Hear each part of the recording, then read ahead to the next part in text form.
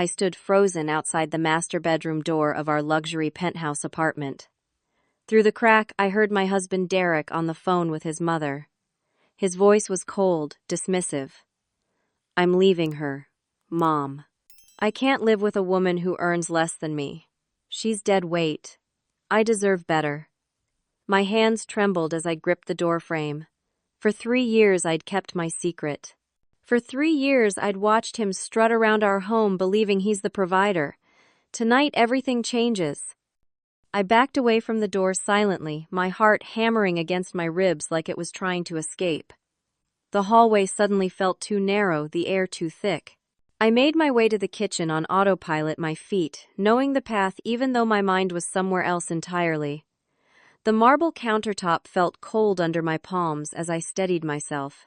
With shaking hands, I pulled a wine glass from the cabinet and poured myself a generous amount of Pinot Noir. The deep red liquid swirled in the glass, and I watched it like it held answers. I sat on one of the high-backed stools at the counter. The same counter I had custom ordered when I renovated this place 4 years ago. Before Derek. Before any of this. My mind drifted back the way it always did when things got hard. 4 years ago, I inherited my grandmother's real estate empire. 12 properties scattered across Washington, Oregon, and California. Investment buildings, residential complexes, and this place. This $3.2 million penthouse overlooking Elliott Bay in downtown Seattle. My grandmother Eleanor Whitmore had built her fortune from nothing. She'd started with a single duplex in the 1960s and turned it into something remarkable. I remembered sitting beside her hospital bed, holding her weathered hand. She was 89, sharp as ever, despite her failing body. "Daniela," she'd whispered, her voice raspy but firm. "Never let a man love you for your money. Find someone who loves you for you. Promise me." I'd promised. I'd meant it. 6 months later, I met Derek at a charity fundraiser at Seattle General Hospital where I worked as a nurse in the cardiac unit. He was there representing his pharmaceutical company, all charm and confidence in his tailored suit. He made $62,000 a year seem like a fortune when he talked about my work. "Nurses are heroes," he'd said, his smile bright and seemingly genuine. "You save lives every day. I just sell medication." But I noticed how he paid for everything, how he insisted, how his chest puffed out just a little when the check came and he handed over his credit card. He made $115,000 a year as a pharmaceutical sales manager, and he wanted everyone to know it, especially me. I fell for him anyway. Maybe I wanted to believe someone could love me without the complications of wealth. Maybe I was testing my grandmother's theory. Maybe I was just lonely. We dated for 8 months. He proposed at Canlis, one of Seattle's most expensive restaurants, dropping to one knee beside our table overlooking Lake Union. The ring was modest, but pretty. A single-carat, simple setting. I said yes, and he beamed like he'd won the lottery. We got married at the courthouse with a small reception afterward. Nothing fancy. Derek said he wanted to save money for our future, and I agreed. What he didn't know was that I could have bought the entire venue without blinking. When it came time to find a place to live, I made my move. "My company is relocating me," Derek announced one evening, 3 months into our marriage. "They're putting me up in a corporate apartment downtown, the Harbor View Tower. Pretty nice place, apparently." I'd made one phone call to the building manager, a man who'd worked for my grandmother for 15 years. The penthouse had been sitting empty. I'd been using it as a tax write-off occasionally for storage. "Put it under Derek Carson's company benefits," I'd instructed. "Make it look like a corporate perk. Everything complimentary." Derek never questioned it. Why would he? He'd been told by his HR department that high-performing managers received housing assistance. He strutted into that penthouse like a peacock, talking about how his hard work had paid off, how his company recognized talent. I moved in with him playing the grateful wife. The sweet, modest nurse who brought home a small paycheck while he provided the roof over our heads. Or so he thought. For 3 years I'd maintained the lie. Not an active lie, really. More like an omission. He never asked about my family, my history, my finances before him. He was too wrapped up in his own narrative of success. I'd watch him on Sunday mornings, reading the newspaper in the living room. I'd furnish drinking coffee from the machine I'd bought sitting in the sunlight, streaming through windows I paid property taxes on. And he had no idea. The bedroom door opened, snapping me back to the present. Derek emerged, his phone still in his hand. He saw me at the counter, and his expression shifted from the cold dismissiveness I'd heard in his voice to something harder. Irritation. "We need to talk," he said flatly. I took a slow sip of wine, letting the silence stretch. "I heard you on the phone." His face showed no shame, no embarrassment at being caught, just annoyance that I'd been eavesdropping. "Good. Saves me the trouble. I want a divorce, Daniela." The words hung between us. I'd known they were coming, but hearing them still felt like a slap. I set down my wine glass carefully. "All right." He blinked, clearly surprised by my calm response. "All right, that's it. If that's what you want, Derek, then yes. All right." He studied me for a moment, then his face shifted into something smug, something victorious. "I've already talked to a lawyer. You'll need to move out by the end of the month. This is my apartment, Daniela. My company benefit. You understand that, right?" I felt heat rise in my cheeks, but I kept my voice steady. "I understand." "I'll be fair about it," he continued, warming to his role as the magnanimous, soon-to-be ex-husband. "I'll give you $10,000 to get started somewhere. That's more than generous, considering you've been living off my benefits for 3 years. The audacity of it almost made me laugh. Almost. Instead, I nodded slowly. "That's very kind of you, Derek. Thank you." He looked pleased with himself, his shoulders relaxing. He'd expected a fight, tears begging, maybe. My compliance made him even more confident. "I'm glad you're being reasonable about this. Makes it easier for both of us." "Of course," I said softly. "I just want what's fair." He grabbed a beer from the refrigerator, my refrigerator, and headed back to the bedroom. "I'll sleep in the guest room until you're out. Try not to make this difficult." "I won't," I promised. That night, lying alone in the master bedroom, I stared at the ceiling that I owned and began to plan. My phone sat on the nightstand, glowing in the darkness. I picked it up and scrolled to a number I hadn't called in months. Harold Grayson, my financial attorney. The man who'd managed my grandmother's estate and now managed mine. I didn't call. Not yet. First, I needed to see exactly how far Derek would go, how much of his true character would emerge when he thought he'd won. I needed to know with absolute certainty that I was making the right choice in letting this play out. I fell asleep with a strange sense of calm settling over me. The hurt was there, sharp and real, but underneath it was something else, something patient and certain. Derek thought he was calling the shots. He had no idea the game had already been won, and he'd never even been a player. 2 days later, Derek had his lawyer draw up the divorce papers. We met at the Penthouse on a Wednesday evening. Derek, me, and his attorney, a man named Brett Hoffman. Brett was in his 50s, wearing an expensive suit that probably cost more than my monthly nursing salary. He had the kind of practiced smile that didn't reach his eyes. They sat across from me at the dining room table. My dining room table. The walnut wood one I'd imported from a craftsman in Portland. Brett laid out the papers with careful precision. "Mrs. Carson, we've prepared what we believe is a fair and equitable settlement." He slid the document toward me. "Let's go through the terms." I picked up the papers and read carefully. Derek sat back in his chair, arms crossed, watching me with barely concealed impatience.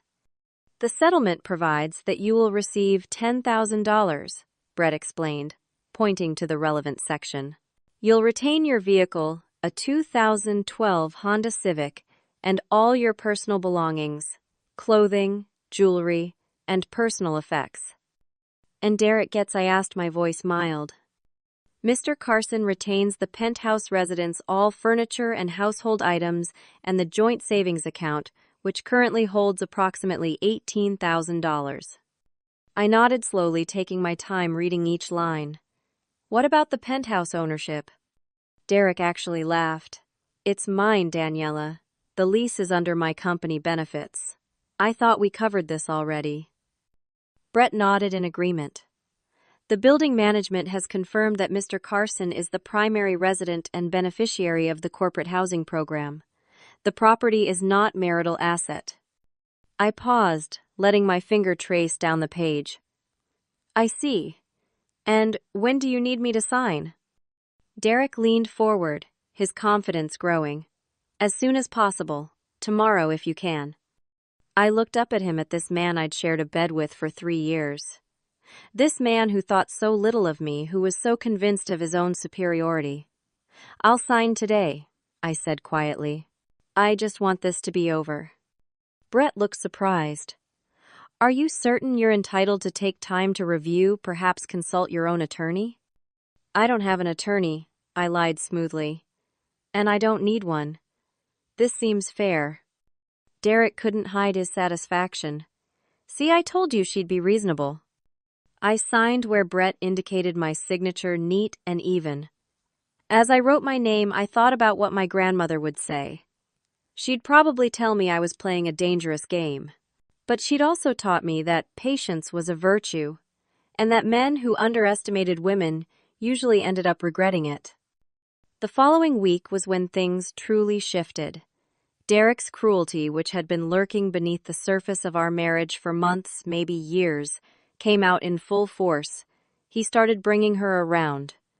Amber, his new girlfriend from work.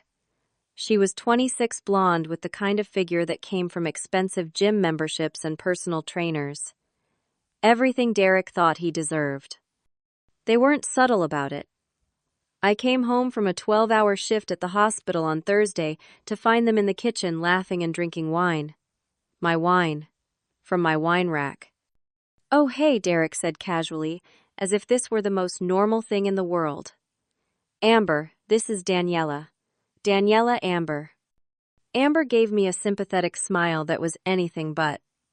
It's nice to meet you. Derek's told me so much about you. I'm sure he has, I said, setting my bag down.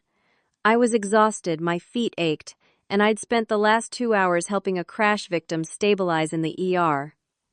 Coming home to this felt surreal. We're just having a drink, Derek said. You don't mind, do you, since you're leaving soon anyway? I didn't mind. I couldn't afford to mind. Of course not. I'll just be in the bedroom packing. As I walked away, I heard Amber's voice intentionally loud enough for me to hear. This place is amazing. You're so lucky to have this. I earned it, Derek replied. Hard work pays off. I closed the bedroom door and sat on the edge of the bed, my hands clenched into fists. The injustice of it burned. He was parading his girlfriend through my home, drinking my wine, basking in achievements that weren't his. And I was letting him. But not for much longer. The weekend brought fresh humiliation. Derek's mother, Patricia, called me on Saturday morning. Her voice dripped with false concern and barely hidden contempt. Daniela, dear, I wanted to check in on you. Derek told me about the divorce. Yes, Patricia. I'm fine, thank you for asking. I just want you to know that I think you're being very mature about this. Derek needs someone who can match his ambition, his success. You understand that, don't you? I gripped the phone tighter. I understand perfectly. Good. You should be grateful my son gave you 3 good years. He's trading up, dear. That's just how life works. Some people are meant for bigger things. After she hung up, I sat staring at my phone. The audacity. The sheer breathtaking audacity of these people. But I had my own calls to make. That afternoon, while Derek and Amber were out doing whatever new couples do, I met with Harold Grayson at a coffee shop in Capitol Hill, far from anywhere Derek might go. Harold was 70 years old, with silver hair and sharp blue eyes that missed nothing. He'd been my grandmother's attorney for 30 years. And had shepherded me through the inheritance process with patience and wisdom. He ordered a black coffee, and studied me across the table. "You look tired," he observed. "I am tired, but I'm also ready." He pulled out a folder from his briefcase. "I've reviewed the divorce papers you sent me. They're audacious, Daniela. He's claiming ownership of property he's never owned, demanding assets he has no right to." "I know. We can stop this now. One phone call, and this entire charade ends." I shook my head. "Not yet. I need to see how far he'll go. I need to know I'm not wrong about him." Harold sighed, but nodded. "You're as stubborn as your grandmother. She played the long game too. Just don't let it cost you more than it's worth." "It won't." "How long until the building ownership documentation is processed?" "It's already done. Sitting in my office. The moment I send it to his attorney, this whole thing unravels." "Not yet," I repeated. "Let him think he's won. Let him celebrate.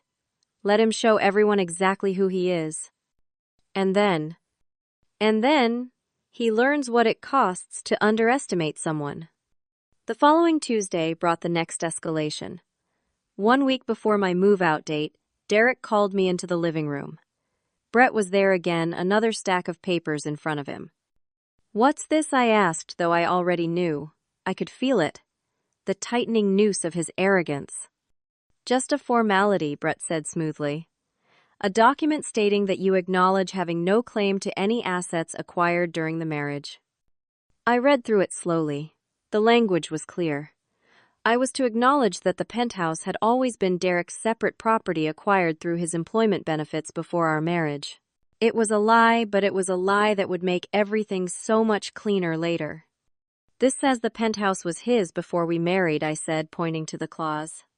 "That's correct," Brett confirmed. "His company assigned it to him 6 months before your wedding. We just want to make sure there's no confusion down the line." Derek watched me, waiting for resistance.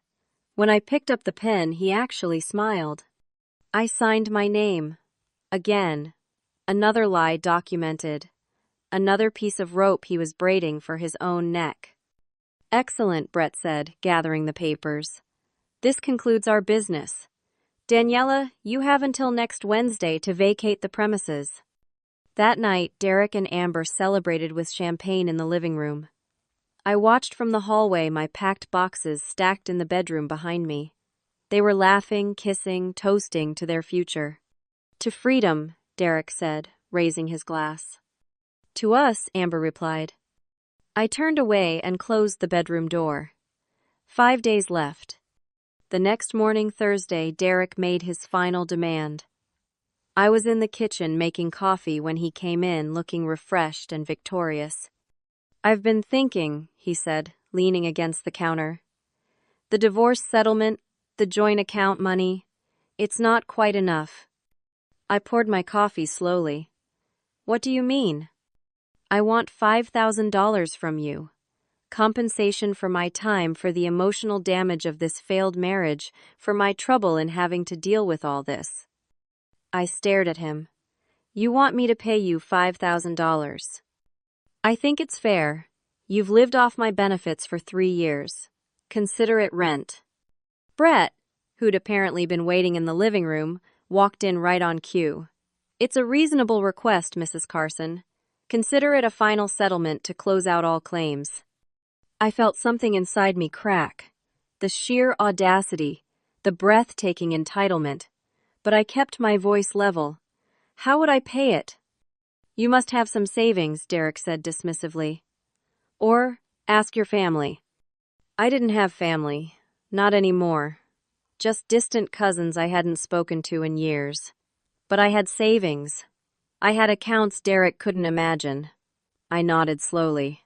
"I'll pay it." His smile widened. "Good. I knew you'd see reason." I wrote a check that afternoon. $5,000 from one of my smaller accounts, one connected to my nursing income that appeared modest. Derek snatched it from my hand like it was owed to him. "See how easy that was," he said. "You should have been this cooperative the whole marriage. Would have made things so much simpler." That night I called Harold. "How much longer?" The paperwork is ready. The building sent the ownership verification to Brett's office this morning. He should receive it tomorrow. Tomorrow. Friday. My move-out day. Perfect timing, I said. There's one more thing, Harold added. Derek's planning something for your move-out. I heard through channels. He's throwing a party. A party. A freedom party. He wants his friends there while you leave. Wants them to watch you go. I closed my eyes, feeling the final insult settle over me like a blanket. Of course he does. Daniela, are you sure about this? We can stop it now. No, I said firmly. Let him have his party. Let him have his moment. It'll make what comes next even sweeter. Friday morning arrived with gray Seattle skies and a sense of finality. I woke up on an air mattress in the empty master bedroom. Derek had taken the bed days ago, said it was his since he'd picked it out. Never mind that I'd paid for it. I showered and dressed simply. Jeans, a plain sweater, comfortable shoes. I had a long day ahead of me. Derek was already up, and so was Amber. They were setting up for the party in the living room. Balloons. A banner that said New Beginnings. Cases of beer and wine stacked on the counter. Morning, Derek said, not looking at me. The movers get here at 10, right? Yes. Good. Party starts at 2. You should be gone by then. I'll do my best, I said quietly. Amber glanced at me, and for just a second I saw something in her face. Not sympathy exactly, but maybe discomfort. This was awkward even for her. But then Derek put his arm around her waist, and she smiled up at him, and whatever I'd seen disappeared. The movers arrived right on time. 2 men with a truck hired through a company I'd used before for my properties. They recognized me, knew who I was, but were professional enough to stay silent. They loaded my modest possessions, the things that were undeniably mine. Clothes, books, kitchen items. Derek didn't want personal photos. Around 1:30, Derek's friends started arriving. 15 people, maybe 20. Colleagues from his pharmaceutical company, guys from his gym, some neighbors from the building who thought they were attending just another party. The music started loud and celebratory. I was carrying a box through the living room when one of Derek's friends, a guy named Travis, who I'd met at a few dinners, called out to me. Hey, you're still here. Thought you'd be long gone by now. Derek laughed from across the room. She's slow, always has been. Everyone laughed. I kept walking, my face burning, my hands steady on the box. Travis raised his beer. Don't forget anything, you're not coming back. More laughter. I set the box down by the door and went back for another. I had 3 more to go. At 2:15, Patricia arrived. She came bearing gifts for the party, fancy cheeses and crackers arranged on a platter. She saw me in the hallway, and her face twisted into something between disgust and satisfaction. Still here? I thought you'd be gone by now. I'd heard that phrase 4 times in the last hour. Just finishing up, I said. She turned to Derek, who was holding court in the living room, and her voice carried. I'm so proud of you, son. You deserve so much better than this. You're finally getting the life you've worked for. Derek hugged her, kissed her cheek. Thanks, Mom. Couldn't have done it without your support. I felt something inside me crack further, but I held it together. Just a little longer. At 2:45, I carried my last box through the living room. Derek was giving a toast. Actually, giving a toast while I was literally walking out with my belongings. To freedom, he shouted, raising his beer high. To success, to finally getting what I deserve. Everyone cheered. Glasses clinked. The noise was deafening. Derek saw me standing there, box in my arms, frozen by the spectacle. He smiled, cold and victorious. Still here. The door's that way. He pointed rudely, and everyone turned to look at me. I opened my mouth to say something, then closed it. What was there to say? Not here. Not now. I walked to the door, pulled it open with one hand while balancing the box, and stepped into the hallway. The door closed behind me, muffling the party noise. I stood alone by the elevator, my last box in my arms, trembling with rage and hurt and something else, something that felt like cold determination. The elevator dinged and opened.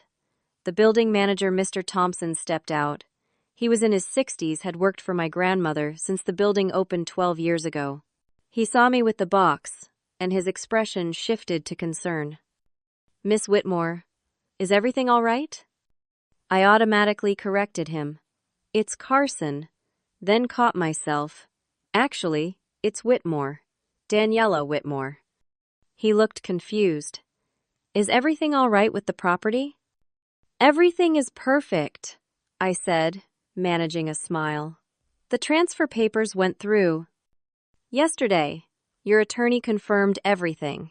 The building ownership documentation was sent to Mr. Carson's attorney as requested." "Good. Then everything is exactly as it should be." He still looked concerned, but nodded. "If you need anything, Miss Whitmore, anything at all, please call me." "I will. Thank you, Mr. Thompson." I rode the elevator down to the parking garage, loaded my last box into my Honda Civic, and sat in the driver's seat. My phone was already ringing. Harold. "It's done," he said without preamble. "Brett Hoffman received the ownership documentation this morning. He's been trying to reach Derek all day." I checked the time. 3:05 p.m. Derek's phone is probably on silent. He's having a party. Harold was quiet for a moment. "Should I call him?" "No. Let Brett handle it. I want to be far away when this hits." "Where will you be?" "My new place. That studio apartment. I need to unpack." "Daniela, you own 11 other properties. You don't need to live in a studio." "I know. But Derek thinks I'm living in a studio. So that's where I'll be, at least for now." I started my car and drove out of the parking garage. In my rear-view mirror, I could see the penthouse windows, the party still in full swing. I thought about Derek up there celebrating what he thought was his victory, completely unaware that his world was about to implode. My phone buzzed. A text from Derek: "Left your key on the counter. Don't contact me again." I smiled grimly and didn't respond. I'd already had a new key made from the master set I owned as the building's property owner. The studio apartment was in Capitol Hill, a neighborhood I actually liked. It was small, just 450 square feet, but it was clean and bright with good light from a large window. I'd signed a 6-month lease, using just my nursing income credentials. The landlord had no idea who I really was. I spent the rest of the afternoon unpacking, my phone buzzing intermittently. Unknown numbers, Derek's number, Brett's office number. I ignored them all. Let them sweat. Let them panic. Let them understand slowly and painfully what they'd done. At 6 p.m., my phone rang again. Unknown number, then Brett's number, then Derek, "Call me now." I didn't. Another text from Derek. "What the hell is this? Call me." I smiled and continued unpacking my books. By 7 p.m., the calls were constant. I finally answered an unknown number, knowing who it would be. "Mrs. Carson, I need to speak with you urgently." Brett's voice was strained, nothing like the smooth, professional tone from before. "It's Miss Whitmore," I corrected calmly. "And I'm not sure what this is about." "The penthouse. The ownership documents. There's been a situation." "What kind of situation?" I asked, innocently sitting down on my new couch. Brett stammered. "The building management sent verification that the property at Harborview Tower Unit 2401 is owned by Whitmore Properties, LLC. Miss Whitmore is this." "Are you?" "Yes," I said simply. "I'm the beneficiary and sole controller of Whitmore Properties, LLC. It's my grandmother's estate. I inherited it 4 years ago." Silence. Long, heavy silence. "Miss Whitmore, why didn't you mention this during the divorce proceedings?" "No one asked," I said sweetly. "Derek was so certain it was his. I didn't want to embarrass him by correcting his assumption." More silence. "Then, Miss Whitmore, we need to meet. This changes everything." I imagine it does. I'm available tomorrow morning. My attorney Harold Grayson will join us. I heard Brett inhale sharply. Everyone in Seattle legal circles knew Harold Grayson. Harold Grayson is your attorney. He's been my family's attorney for 30 years. Do you know him? Yes. Yes, I know him. Tomorrow then, 9 a.m. at my office. Perfect. See you then, Brett. I hung up and immediately Derek called his voice a roar even before I could say hello. What did you do? I didn't do anything, Derek. I've always owned it. That's impossible. That's my apartment. No, Derek. It's my penthouse. It has always been mine. You've been living in my property for 3 years. I could hear the party noise had stopped. People were quiet in the background. Someone asked, "What's going on?" Derek's breathing was hard, ragged. You lied to me. I never lied, you assumed. You never asked about my life before you, about my family, about anything. You were so busy being the big, successful man you never questioned where you were living. This is fraud. It's not. Brett can confirm that all the documents are legal. The lease agreement you thought was through your company. It was complimentary because I owned the building. I allowed you to live there free for 3 years, Derek. Free. I'll fight this. The divorce papers prove ownership. No, I said calmly. Read them again. I signed a document acknowledging I had no claim to anything acquired during our marriage. The penthouse wasn't acquired during our marriage. I owned it 2 years before we even met. I bought it with my inheritance when I was 28 years old. Silence. Then voices in the background. Amber. Derek. What's happening, Travis? Is this for real? Brett came back on the line. Apparently Derek had handed him the phone. Miss Whitmore, please. Can we meet tomorrow and sort this out? Of course. 9 a.m. My attorney Harold Grayson will join us. Have a good evening, Brett. I hung up. Within minutes, Patricia called. She was shrieking. Actually shrieking. You gold-digging witch. You trapped my son. I laughed. I couldn't help it. It just bubbled up. Patricia! I own 12 properties across 3 states. I have more money than Derek will make in his entire lifetime. I didn't trap anyone. Your son trapped himself. You're lying. You're a nurse. You make nothing. I am a nurse. I do make a modest salary. But I also inherited a real estate empire worth over $20 million. Ask Brett. Ask the building manager. Check the county records. Whitmore Properties LLC owns that penthouse outright. It was purchased 15 years ago by my grandmother for $1.8 million. It's now worth $3.2 million. I've been the owner since my grandmother died 4 years ago. I could hear Patricia crying in the background.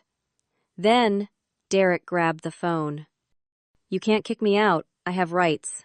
Tenant rights. Actually, you don't. You never had a lease. You were living there as my guest at my discretion. The company housing program you thought you had. That was me, Derek. I arranged it. You've been my guest for 3 years. And now, you're trespassing. Where am I supposed to go? I felt the power shift completely in that moment. The fear in his voice, the desperation. All the cruelty he'd shown me. All the smugness. All the contempt. It was crumbling in real time. I don't know, Derek. Maybe Amber's place. Or your mother's. Or that studio apartment in Capitol Hill you thought was pathetic when I rented it. It's actually quite nice. $10,000 should get you started somewhere. That's more than generous. I hung up. The silence in my small studio apartment was beautiful. Pure and clean and mine. I poured myself a glass of wine, sat on my couch, and looked out the window at the Seattle skyline. Somewhere in one of those buildings in my penthouse, Derek's world was falling apart. And I felt absolutely nothing but relief. Saturday morning move-out day arrived with pale sunlight filtering through my studio window. I'd barely slept, not from anxiety, but from a strange, buzzing anticipation. Today was the day Derek would truly understand what he'd lost. Not just me, though, that should have mattered. But his illusion of superiority, his fabricated success story, his entire self-image. I dressed carefully. Professional, but casual. Pressed slacks, a simple blouse, my hair pulled back. I looked like exactly what I was, a woman who had nothing to prove. My phone had been mercifully quiet overnight, but it started buzzing again at 7 a.m. Derek, Brett, unknown numbers. I ignored them all. I had somewhere to be. I drove back to Harborview Tower, parked in my assigned spot in the garage, the spot that had always been mine, and took the elevator up to the 24th floor. When the doors opened, I could hear raised voices even before I reached my penthouse.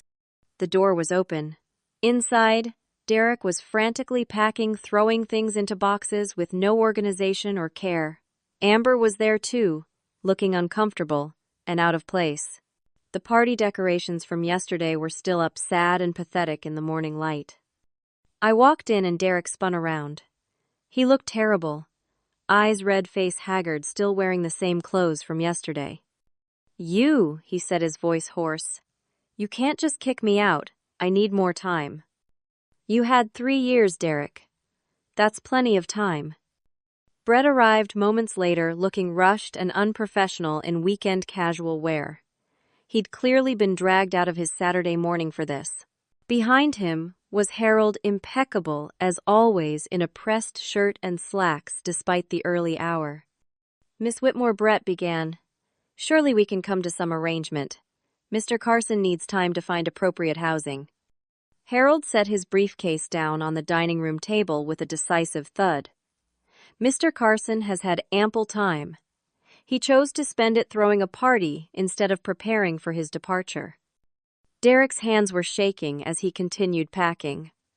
"I didn't know. How was I supposed to know?" "You could have asked," I said simply. "In 3 years of marriage, you never once asked about my family, my history, where I came from. You never asked because you didn't care. You were too busy telling me how lucky I was to have you." Amber edged toward the door. "I should go." "Yes," Derek snapped at her. "You should." She fled and I almost felt sorry for her. Almost. Harold opened his briefcase and pulled out a folder. "Let's discuss the terms. Miss Whitmore is willing to forget the 3 years of free rent, which at current market rates for a property of this caliber would amount to approximately $288,000. She's willing to consider that a gift to her former husband." Derek's face went white.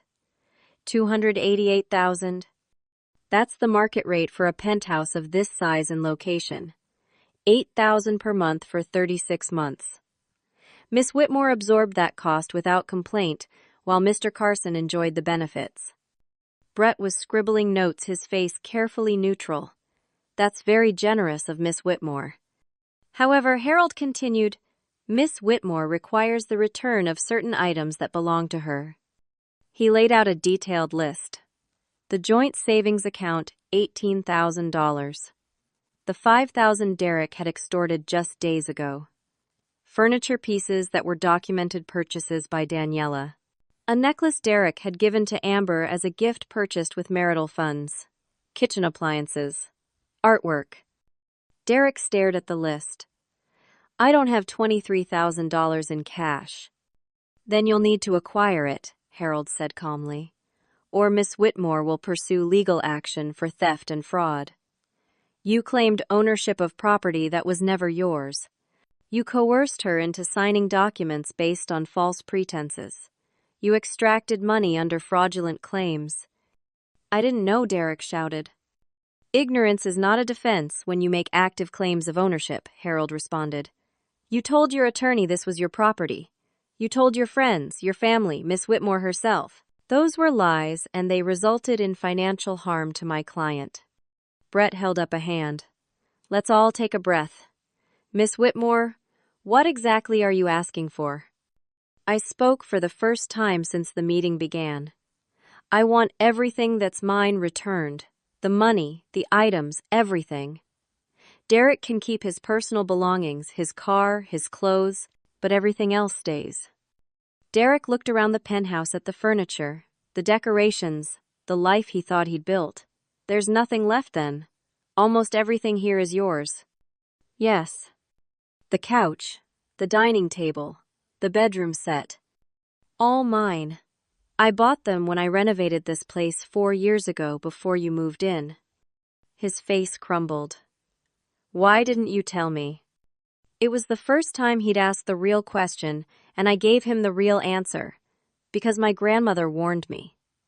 She said, never let a man love you for your money. Find someone who loves you for you. I wanted to believe you loved me, Derek. Just me. The nurse who saved lives and came home tired and wanted nothing more than a quiet evening. But you didn't love me. You loved feeling superior to me. That's not true, he said weakly. Isn't it you told your mother you couldn't live with a woman who earned less than you? You paraded your new girlfriend through here while I packed my things. You threw a party to celebrate my departure. You demanded money from me as compensation for your trouble. That's not love, Derek. That's contempt. Brett cleared his throat.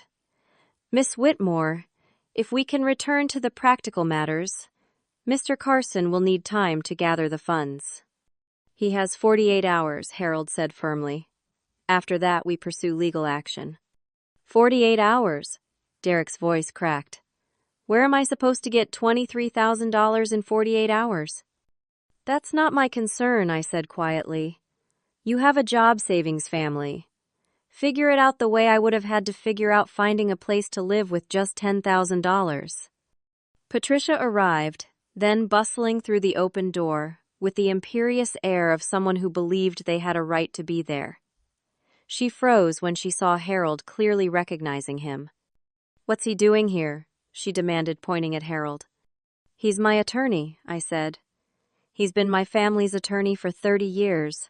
Harold, this is Patricia Carson, Derek's mother. Patricia's face flushed. Family attorney. What family? You're a nurse. Harold smiled thinly.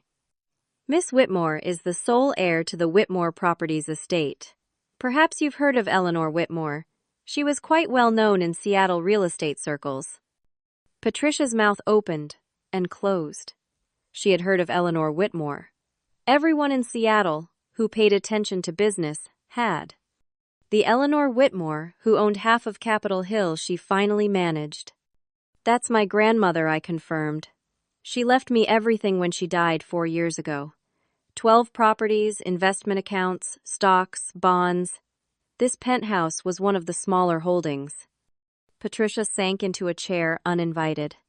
You lied to us. No. I just didn't volunteer information no one asked for.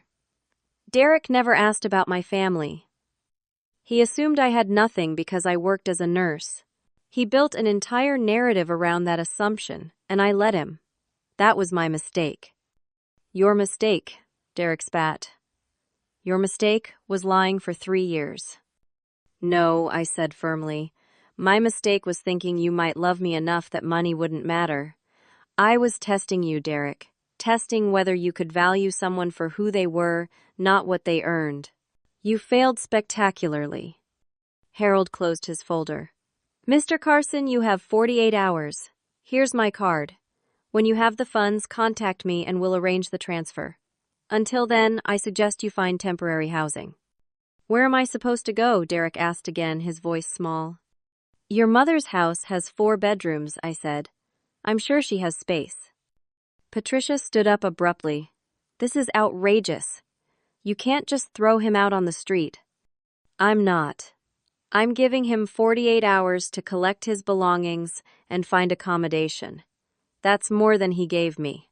He expected me to be out in a month, moving into a studio apartment with only $10,000 to my name.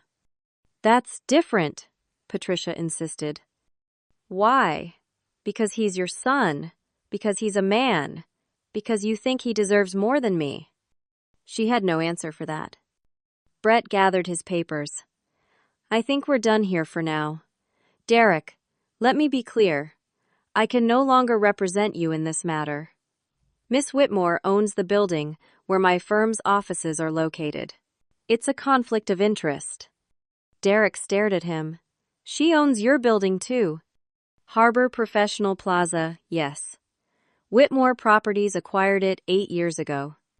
It was almost comical watching Derek's understanding of his world collapse piece by piece. Every certainty, every assumption, every bit of solid ground turning to quicksand beneath his feet. Brett left quickly, clearly eager to escape the awkwardness. Harold followed after giving me a supportive nod. Call me if you need anything. I was left alone with Derek and Patricia. The silence stretched until Derek finally broke it. I loved you, he said quietly. In the beginning, I really did. I considered this. Maybe it was even true. Maybe you did. But you loved the idea of being superior more. You loved being the provider, the successful one, the man with the penthouse and the high salary. You needed someone to look down on, and I fit that role perfectly. Until I didn't.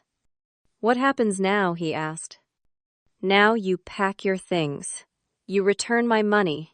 You move on with your life. And hopefully, you learn something from this. Learn what?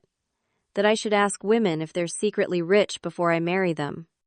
No, I said sadly. Learn that a person's worth isn't measured by their paycheck. Learn that real partnership means building each other up, not tearing each other down.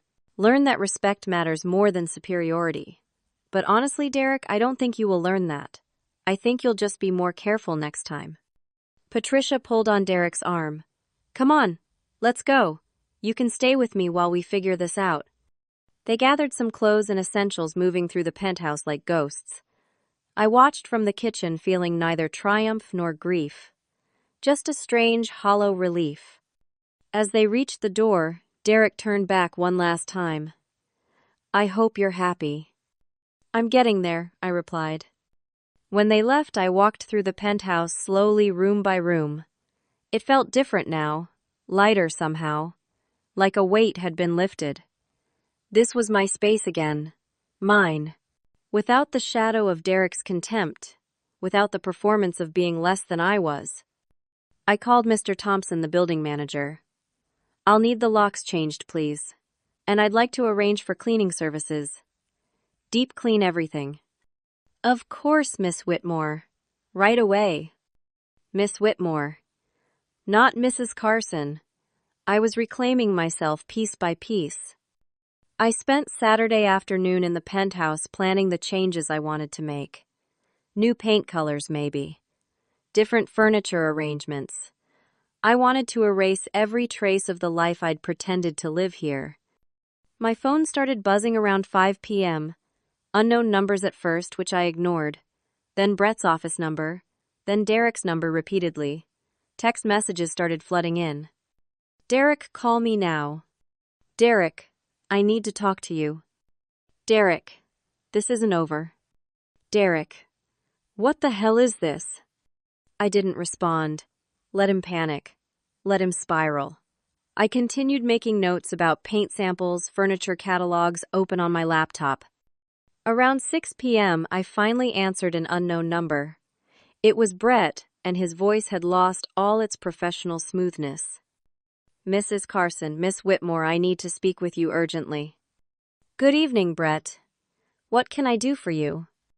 The ownership documents, the property records. I've been reviewing everything, and I need to understand the full scope here. The full scope of what? Your holdings, Miss Whitmore. Exactly how many properties do you own? I smiled even though he couldn't see it. 12 buildings across Washington, Oregon, and California. Why? Because Mr. Carson has been making claims all day. To his friends, his family, even at his workplace. Claims that you somehow defrauded him, that the divorce settlement was legitimate.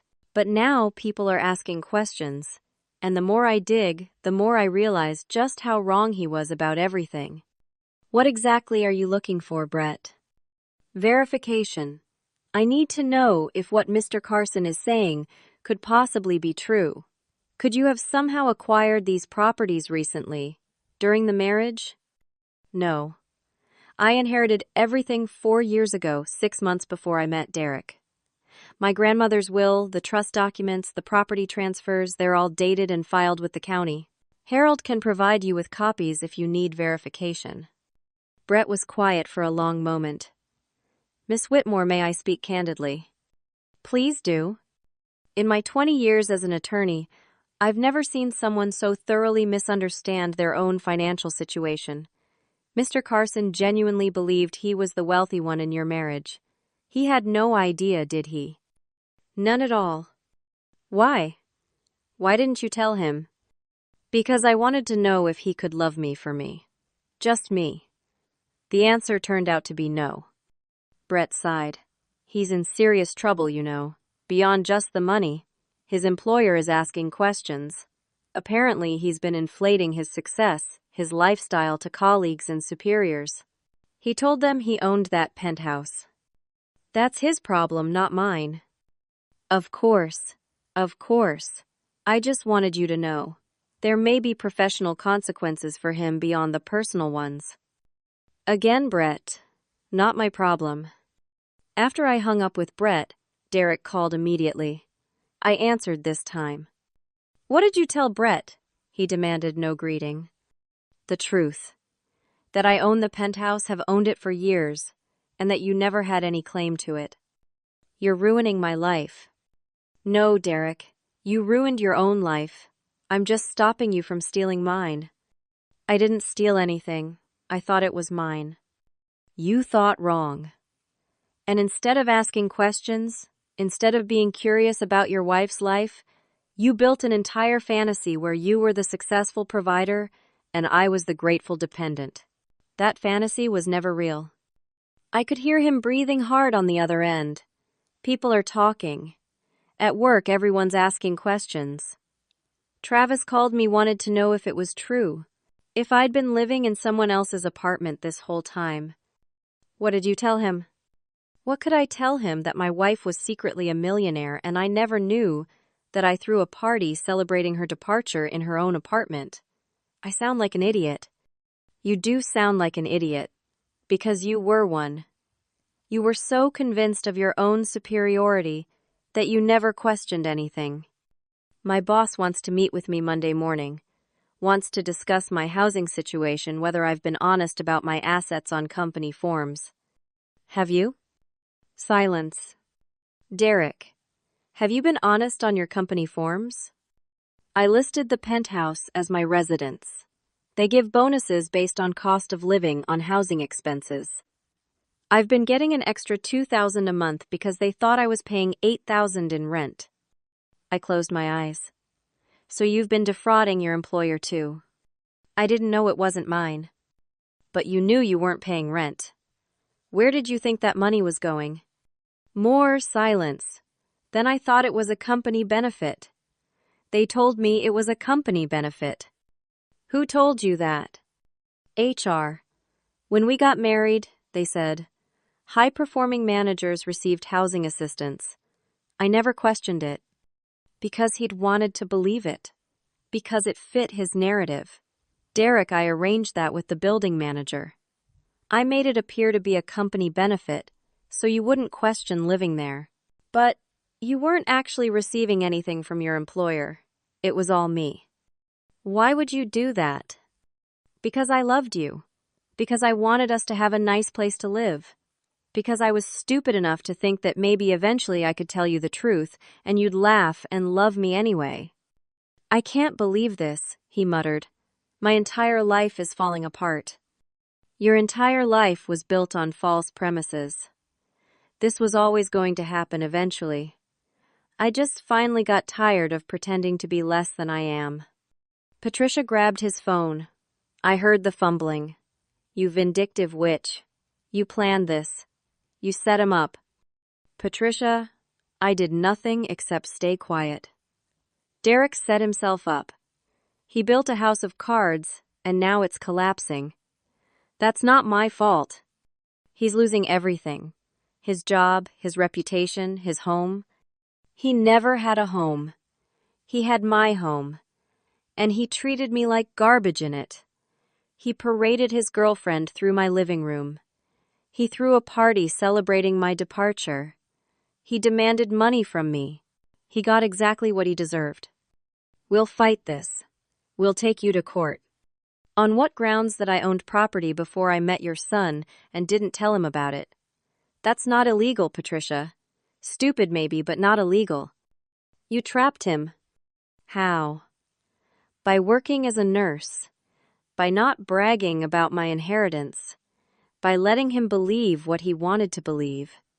No court will see that as entrapment. She was crying now. Actual tears. He's my son. And he's my ex-husband. A man who told you, his own mother, that he couldn't live with a woman who earned less than him. Did you ever stop to think about what that says about him? About his values? About the kind of person he is? He's ambitious. He wants success. No, Patricia.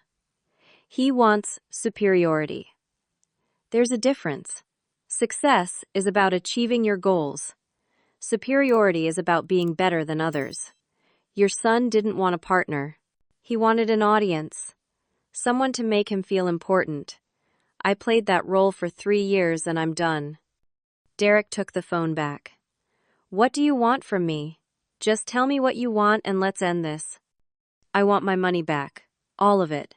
And I want you out of my penthouse by Monday morning. That's it. That's all I want from you. Where am I supposed to get $23,000 by Monday? Borrow it. Sell something. Ask your mother. I don't care, Derek. You had no problem demanding $5,000 from me just days ago. Figure it out. I hung up and blocked his number. I blocked Patricia's too. Let them call Harold if they needed to communicate with me. I was done being their emotional dumping ground. Sunday was quieter. I spent the morning at my studio apartment, the one Derek thought was pathetic, organizing my clothes and books. It really was quite nice. Lots of light hardwood floors, a decent kitchen. I could see myself living here quite comfortably if I were actually just a nurse with a modest income. But I wasn't just a nurse. I was a nurse who owned 12 properties worth over $20 million. I was a woman who'd inherited a legacy from a grandmother who'd built something remarkable. And I was done hiding that. Around 2 p.m., Harold called. Derek's mother wired the money. All $23,000. It'll be in your account by tomorrow morning. She paid it. Every penny. I suspect she's mortgaging something. A retirement account maybe.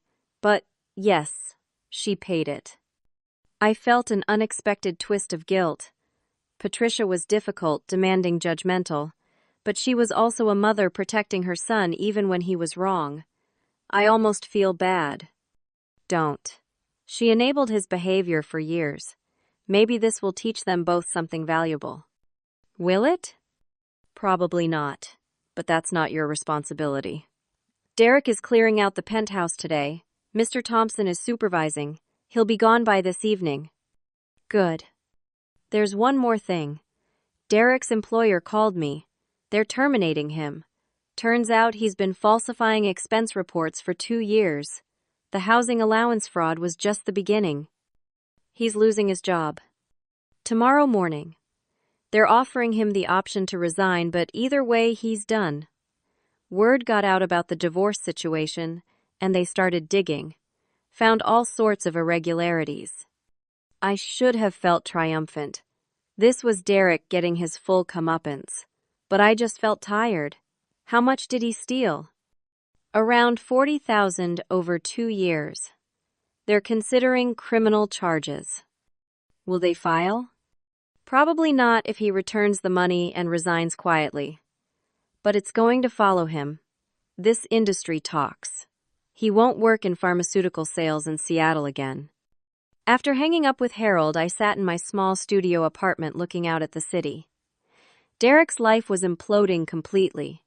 Job, home, reputation, all of it gone. Part of me felt vindicated. He'd been cruel, dismissive, contemptuous. He'd earned this. But another part of me just felt sad. Sad that it had come to this. Sad that the man I'd loved or thought I loved turned out to be so shallow. Sad that 3 years of my life had been spent in a performance hiding who I really was. My phone rang again. Unknown number. I almost didn't answer, but something made me pick up. Daniela. It was Amber.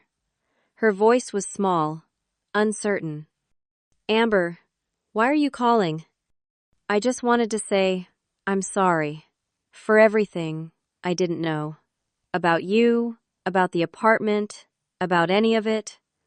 Derek told me you were just a nurse, that he was the successful one that he was trading up. I believed him. And now? Now I know he's a liar. About everything.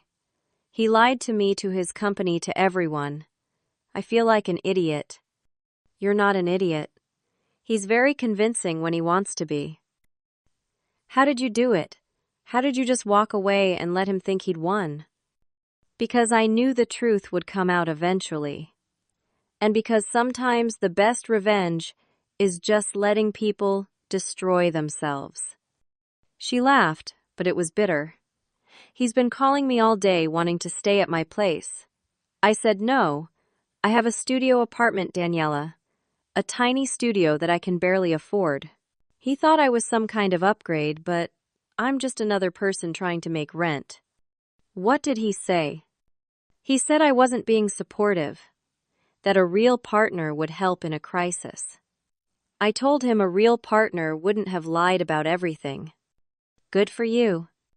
I'm sorry, she said again. I know that doesn't fix anything, but I am sorry. I should have asked more questions.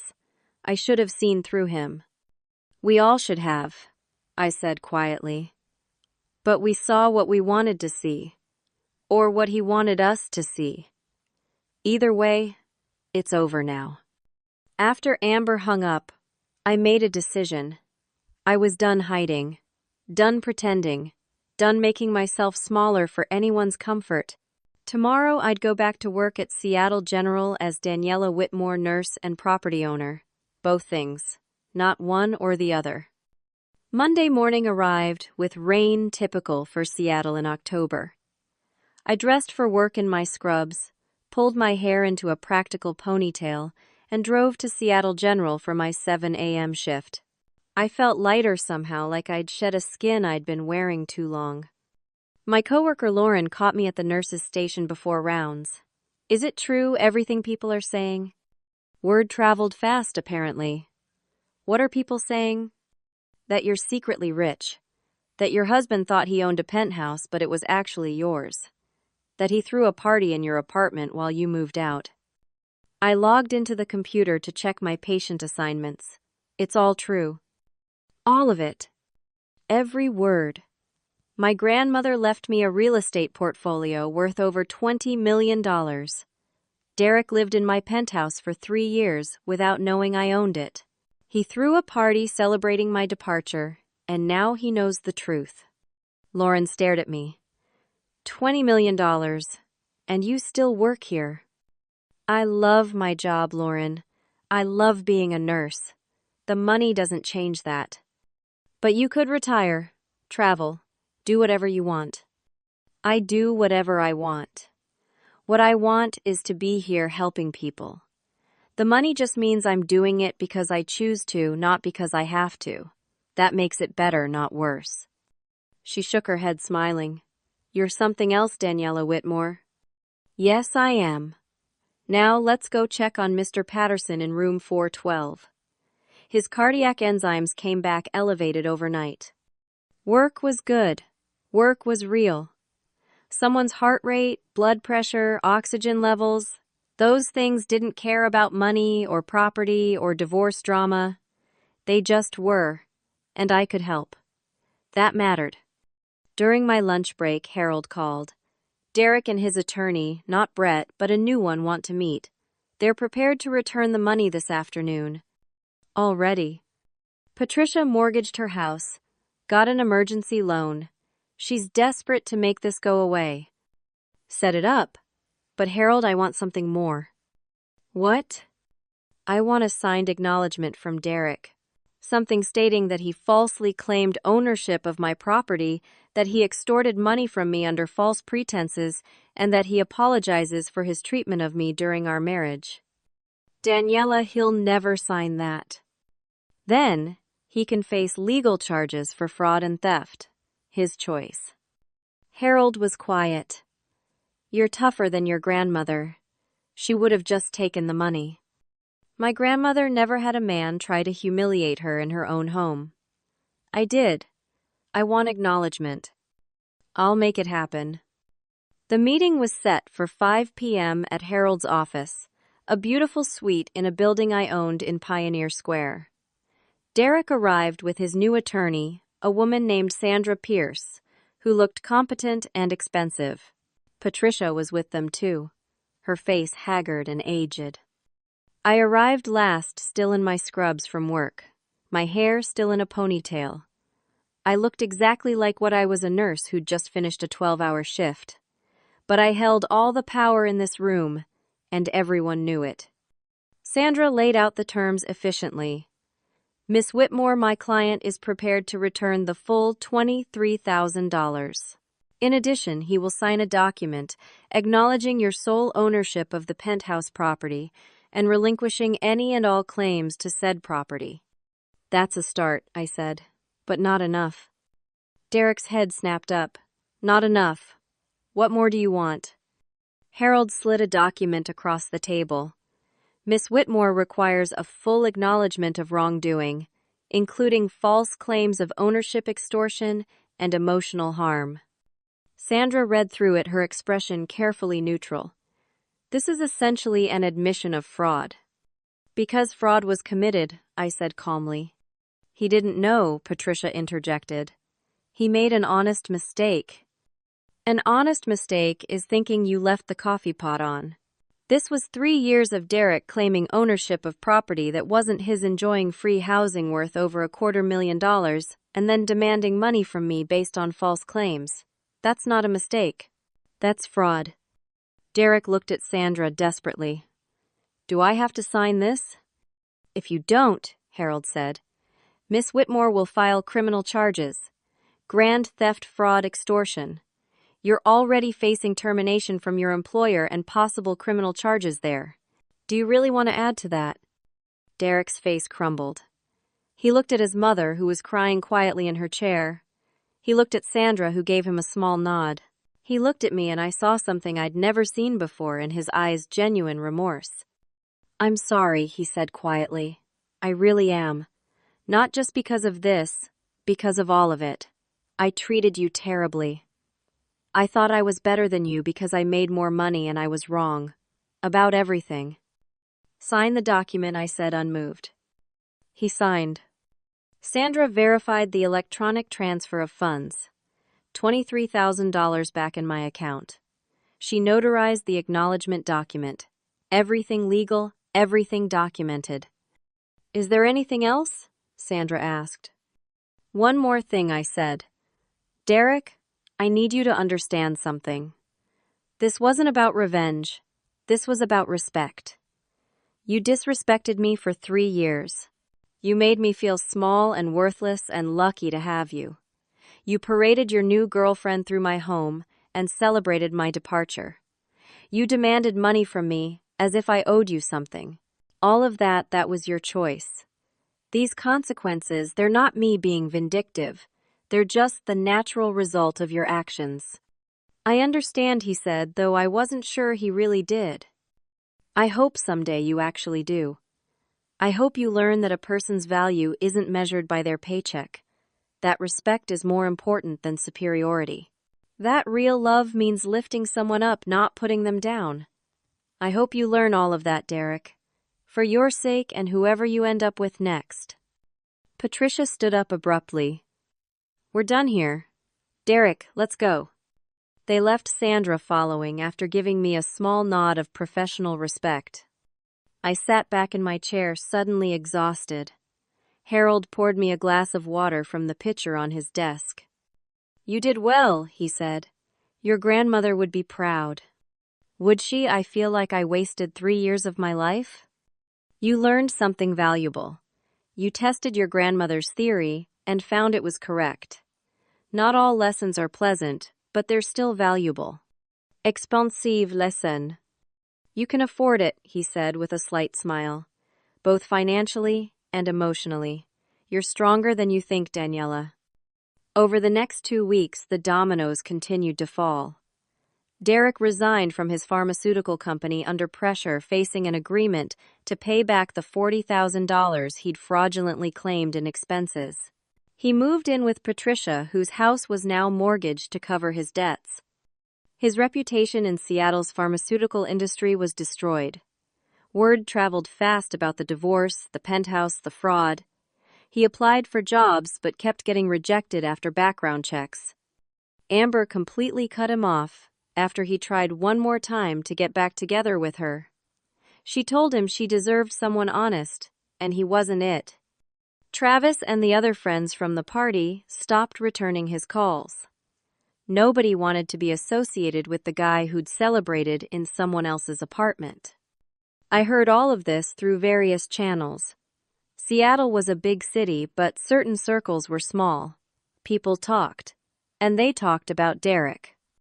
Meanwhile, I reclaimed my life piece by piece. I moved back into the penthouse and redecorated completely. New paint, soft blues and grays, instead of the stark whites Derek had preferred. New furniture, comfortable and mine. I hung photos from my nursing school graduation, pictures of my grandmother artwork I'd purchased but never displayed. I invited Lauren and some other nurses over for dinner, let them see my real home for the first time. Their reactions were priceless. "This is where you've been living," Lauren gasped, walking to the floor-to-ceiling windows overlooking Elliott Bay, "and you let him think it was his." I wanted to see if he could love me for me. He couldn't. So here we are. "You're my hero," another nurse named Jennifer said. "Seriously, the way you handled this. Amazing." I didn't feel like a hero. I felt like someone who'd made mistakes, learned hard lessons, and was trying to move forward. But I accepted the compliment anyway. At work, my status shifted subtly. People knew now that I didn't need this job, which meant they respected that I wanted it. Hospital administrators who'd never paid much attention to me before suddenly showed interest in my input on policies and procedures. I declined several attempts to promote me to management. I liked direct patient care. That's what I'd stay. 3 weeks after the meeting at Harold's office, I got an unexpected call. It was Amber. "I know we're not friends," she said, "but I wanted to tell you something. Derek's been trying to contact me asking for money. He says he's broke, living with his mother, can't find work. He wanted me to loan him $5,000. What did you tell him?" "I told him to ask the woman he thought earned less than him. Maybe she has some spare change." Amber laughed. He hung up on me. "Good for you." "Daniela, can I ask you something?" "Sure." "How did you stay so calm when it was all happening, when he was being so cruel? How did you not just lose it?" "I thought about that, because I knew who I was. He tried to make me feel small, but I knew the truth about myself. That gave me power even when I felt powerless. Does that make sense?" Yeah, it does. Thanks." A month after the divorce was finalized, I ran into Derek at a grocery store in Capitol Hill. It was awkward and unavoidable. We were both in the produce section reaching for apples. He looked different. Thinner, tired, older somehow. He wore jeans and a regular t-shirt, nothing designer or expensive. He saw me and froze. "Daniela." "Derek." Silence stretched between us, filled with everything unsaid. "How are you?" he finally asked. "I'm good. Really good, actually. You?" "I'm surviving. Living with my mom, looking for work. It's been tough." "I'm sure it has been." More silence. He shifted his weight uncomfortably. "I've been thinking about what you said, about respect and value. I think I'm starting to understand." "That's good." "I was wrong. About everything. About you, about what matters, about who I was. I'm trying to be better. I studied his face, looking for sincerity. I found something there, maybe the beginning of genuine understanding. I hope you succeed, Derek. I really do. Do you hate me? No, I don't hate you. I'm disappointed in you, in us, in how it all turned out. But I don't hate you. He nodded, blinking rapidly. I should go. Take care of yourself, Daniela. You too. I watched him walk away, this man who'd been my husband, who'd shared my life and my bed and my home, without ever really knowing me. I felt nothing but a vague sadness for what could have been, and relief for what was. 2 months after the divorce finalized, I stood in my penthouse on a Friday evening, looking out at Seattle's lights reflecting off Elliott Bay. The city was alive with possibility, and so was I. I'd spent the day doing what I loved, saving lives and helping people at Seattle General. I'd come home to my space truly mine, now filled with things I loved and memories I cherished. No performance, no pretending, no making myself smaller. My phone rang. Harold, with final news. The divorce is officially closed. All documents filed, all claims settled. Derek signed the final papers this morning. How did he seem? Resigned. Quiet. Sandra said he's been working at a small medical supply company, entry-level sales, making about $40,000 a year. Less than I made as a nurse. The irony wasn't lost on me. Is he managing? Apparently. He's paying his mother back slowly. Sold his car, drives an old Honda now. He's living modestly. I think reality finally hit him. Good. That's good. There's one more thing. He sent you a letter. Sandra gave it to me. Do you want me to read it? No. Send it to me. I'll decide if I want to read it later. The letter arrived 2 days later. I let it sit on my counter for a week before I finally opened it. Derek's handwriting familiar and strange at once. Daniela, I don't expect you to forgive me, and I'm not asking you to. I just wanted you to know that I finally understand what you tried to tell me. It wasn't about the money. It was never about the money. It was about seeing me for who I really was, seeing if I could value you for who you really were. I failed that test completely. I've had a lot of time to think, living in my childhood bedroom at 41 years old, working an entry-level job paying off debts. I thought about all the times I made you feel small. The comments about your salary, the superiority, the way I paraded Amber around like a trophy. I'm ashamed of who I was. My grandmother used to tell me that a man's character is measured by how he treats people who can do nothing for him. I never understood what she meant until now. I treated you badly because I thought I could. Because I thought you needed me more than I needed you. I was wrong about that, like I was wrong about everything else. I don't know if I'll ever have another serious relationship. I don't trust myself anymore. I see now how toxic I was, how my need to feel superior poisoned everything. I'm working on it with a therapist, Mom insisted. I see.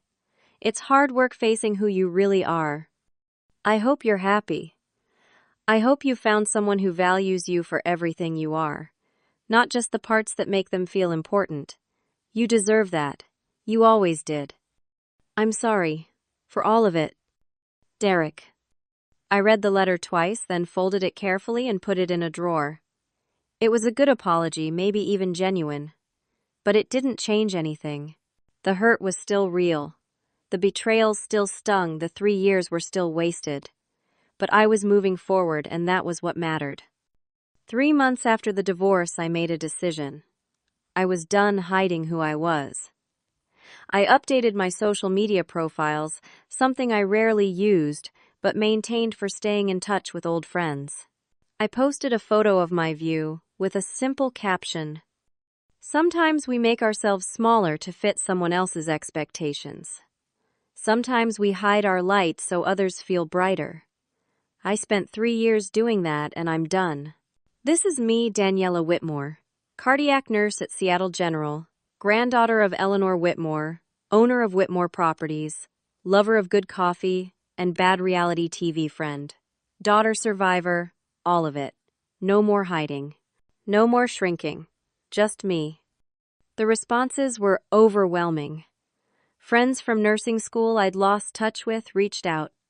Distant cousins I hadn't spoken to in years called to reconnect. Even some of my patients who followed me online commented with support. But the best response came from Lauren, who sent me a text. "This is the Daniela I've always known. The one who shows up tired but smiling, who stays late to hold a patient's hand, who brings cookies to the break room just because. Money didn't make you who you are. You made you who you are. Proud to know you." I cried when I read that. Good tears, healing tears. 6 months after the divorce, I started dating again. Nothing serious, just coffee dates and walks around Green Lake, getting to know people without the weight of secrets. I was honest now about who I was, what I did, what I owned. Some men were intimidated. Some tried to use me. But a very few saw me for me, and valued that. I met a teacher named Andrew who made me laugh and didn't care about my money. I met a fellow nurse named Marcus who understood the weird hours and emotional toll of our work. I met a musician named Carlos who wrote me songs and never asked about my bank account. I didn't know if any of them would become serious, but I was open to possibility in a way I hadn't been in years. At work, I started a scholarship fund in my grandmother's name for nursing students from low-income families. I could afford it, and it felt right to honor her legacy that way. The first recipient was a single mother of 2 who cried when she received the letter. That moment, seeing her relief and joy, mattered more than any amount of money in any account. I also started teaching financial literacy classes at the hospital for staff members. So many nurses, despite good salaries, struggled with money management. I could help with that, and I did. Not by giving handouts, but by sharing knowledge, teaching, budgeting, and investing and planning. My grandmother had taught me all of it, and now I was passing it on. One evening, almost 8 months after that horrible night, when I'd stood outside my bedroom door listening to Derek dismiss me, I sat on my balcony, watching the sunset over the Olympic Mountains. The sky was pink and gold, the air was cool, and I felt something I hadn't felt in years: peace. My phone rang. Unknown number. I almost didn't answer, but something made me pick up. "Daniela, this is Patricia." I was so surprised I nearly dropped the phone. "Patricia, hello. I won't keep you. I just wanted to say something I should have said months ago. I'm sorry for how I treated you, for the things I said, for enabling Derek's behavior. You didn't deserve any of it. Thank you for saying that. He's doing better, if you're wondering. Working hard, seeing his therapist, paying off debts. He's not the man he was. I don't know if he'll ever be the man he should have been, but he's trying." "I'm glad to hear that, Patricia. Really. You were good to him, Daniela. Better than he deserved. I see that now. I hope you found happiness." "I'm finding it. Every day a little more." After she hung up, I sat with that conversation. Patricia's apology, Derek's letter, the slow healing of old wounds. None of it erased what happened, but it helped somehow. It closed a chapter that had been hanging open. I thought about my grandmother, about her warning, and her wisdom. She'd been right about so much. But she'd also taught me something she probably didn't intend. Hiding yourself, even for good reasons, comes at a cost. Testing someone's love by concealing your truth might reveal their character, but it also damages your own. The real lesson wasn't that men couldn't be trusted with money. The real lesson was that authentic love requires authentic truth. Both people showing up fully, honestly, without performance or pretense. Derek failed that test, but in a way so did I. I should have been honest from the start, and if he couldn't handle it, that would have been information too. But I'd learned it now, and I'd never forget it. A year after the divorce, I got a call from Mr. Thompson, the building manager. "Miss Whitmore, I have an unusual situation. A young couple is applying to rent Unit 2103. They seem lovely, good credit, stable income, but when I ran their information, I noticed something. The man works for the same pharmaceutical company Derek used to work for. And I wanted to check with you first. I know the divorce was difficult. If having someone from his old company in the building would be uncomfortable for you, I won't approve the application. I thought about that. A year ago, I might have said no. I might have used my ownership to keep anything related to Derek out of my space. But now, approve the application, Mr. Thompson. They're not responsible for Derek's choices. If they're good tenants with good credit, they deserve a chance. You're very gracious, Miss Whitmore. No. I'm just done letting Derek's shadow affect my decisions. This building is mine, and I won't let what happened here dictate how I manage it. And that, I realized, was the final piece of healing. Not revenge, not holding grudges, just moving forward without letting the past poison the present. I stood up from my balcony chair and went inside to my home, truly and completely mine. I poured myself a glass of wine and raised it in a silent toast. To my grandmother, who'd given me the means to be independent. To Harold, who'd guided me through the mess. To Lauren and my other friends who'd supported me. To myself for having the strength to walk away and the wisdom to rebuild. And yes, even to Derek, who'd taught me the most expensive lesson of my life, that the most valuable thing you own isn't property or money or assets, it's your self-respect. And once you give that away, no amount of wealth can buy it back. You have to reclaim it yourself, piece by piece, day by day. I'd reclaimed mine, and I was never giving it away again. As I sit here now sharing this story with you, I want you to know something important. You are not defined by how much you earn, what you own, or what others think of you. Your value is inherent, existing regardless of your bank account or job title or relationship status. If someone in your life makes you feel small, if they need you to be less so they can feel like more, that's not love. That's insecurity pretending to be strength. Real love, real partnership celebrates who you are, not who they need you to be. And if you're hiding parts of yourself, whether it's success or struggle, joy or pain, ask yourself why. Because authentic connections require authentic truth. You can't build something real on a foundation of pretense, no matter how good your reasons might seem. I learned these lessons the hard way, through 3 years of performance and months of pain. But I learned them, and I'm sharing them with you now in the hope that maybe, just maybe, you won't have to learn them the same way I did. So, let me ask you this. Have you ever made yourself smaller to fit someone else's expectations? Have you ever hidden parts of who you are because you were afraid of how someone might react? What did that cost you? I'd love to hear your thoughts in the comments below. And if this story resonated with you, if it made you think or feel or understand something new, please hit that like button. Subscribe to hear more stories like this one. Share it with someone who might need to hear this message today. Your support means everything and helps these stories reach the people who need them most. Thank you for listening to my story. Thank you for being here. I hope wherever you are, whatever you're facing, you remember your worth. You remember that you don't have to make yourself less for anyone. You remember that respect matters more than superiority, that authenticity matters more than approval, and that your value is not determined by anyone's opinion of you. Be well, be true, be exactly who you are without apology or pretense. Until next time,